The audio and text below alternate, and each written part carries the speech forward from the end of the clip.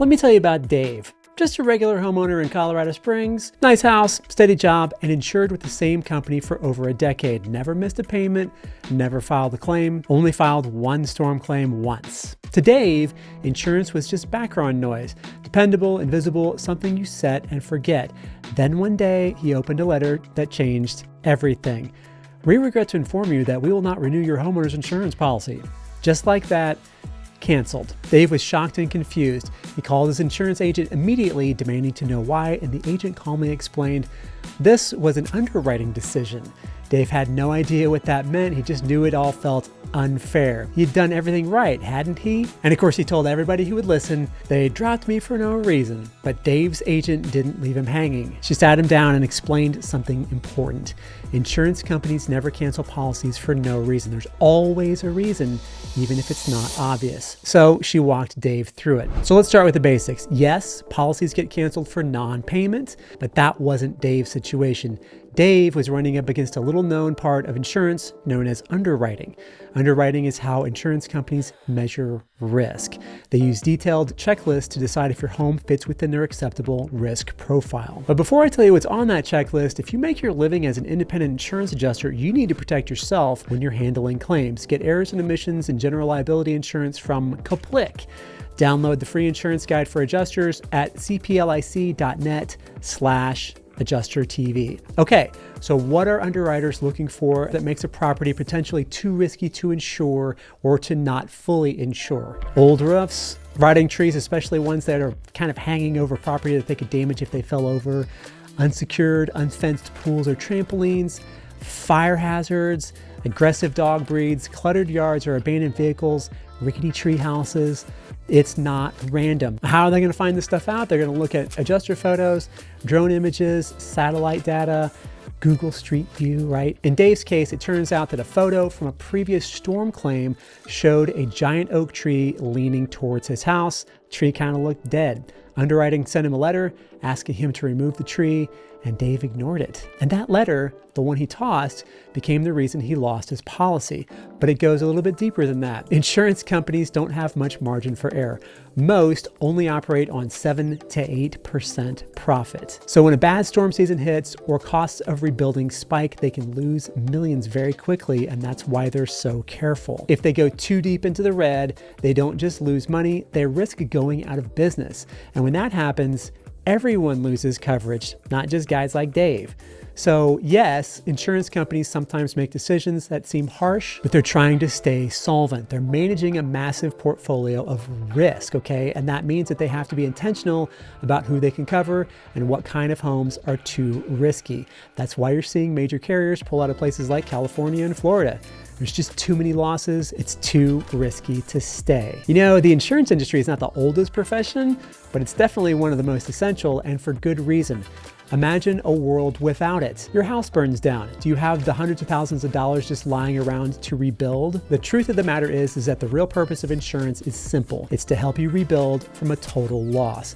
That's really the core of it. Everything else, minor claims, add-ons, extras, those are just side benefits. Insurance exists so that one family's tragedy doesn't become a lifetime of financial ruin. That's why underwriting matters. That's why your records matter. And that's why this industry, for all its flaws, is one of the most essential systems that we have. But before we talk about what Dave did next, another incredibly essential part of property insurance are the adjusters who inspect properties completely and fairly. Your job isn't to find ways to not pay for damage or to punish the policyholder. It's to explore every possible avenue for getting the insured to pre-loss condition. If you want to level up your skills as an adjuster, then you need to get some of the best desk and field certifications, books, and adjuster tools like shingle gauges from Hague. Go to hagueeducation.com right now and get a discount on industry standard Hague certified inspector and Hague certified reviewer trainings with code AdjusterTV. So here's what Dave did. He called the tree removal service. He took out the oak. He sent proof to his carrier, and within days, his policy was reinstated. So what does this mean for adjusters? The photos that you take, the notes that you write, the hazards that you document, those are accessible by underwriting. You have more influence than you think. So here's what you need to do. Make sure that you photograph the entire property, front, back, sides, roof, and any outbuildings. Don't leave any blind spots. Underwriters use your photos to verify property conditions.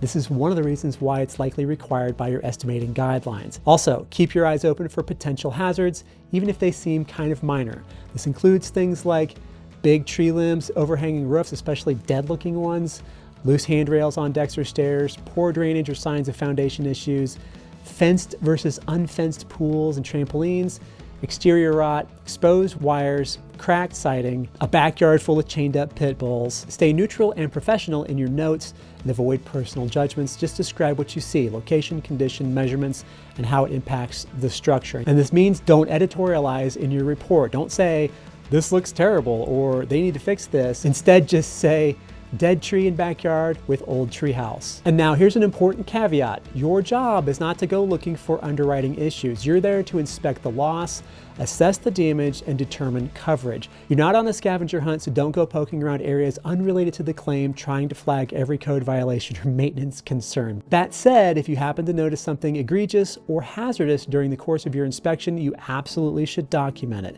It protects the carrier and the homeowner, especially if it's something that could lead to injury or major future loss. And listen, if you have a good rapport with the insured, I don't think you're out of line by giving them a quick heads up. You might say something like, hey, off the record, you've got a tree limb hanging over your roof that could really hurt someone or damage the structure if it falls. So what does all this mean for homeowners? Always read those letters. Don't ignore requests. Understand that every policy has an underwriting story behind it. And beyond that, start thinking like your own risk manager. One of the smartest things you can do as a homeowner is to document your own property proactively. Keep records of major work, a new roof, kitchen remodel, an addition, or upgraded electrical and plumbing. Take clear before and after photos. Save your receipts.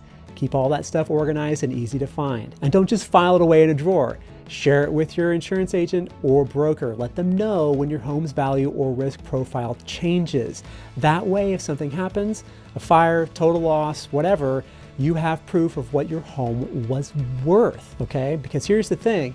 If you put on a $75,000 addition and never tell your insurance company, and then the house burns down, they're gonna pay for the house that you had before the addition, unless you have some kind of proof that you added that.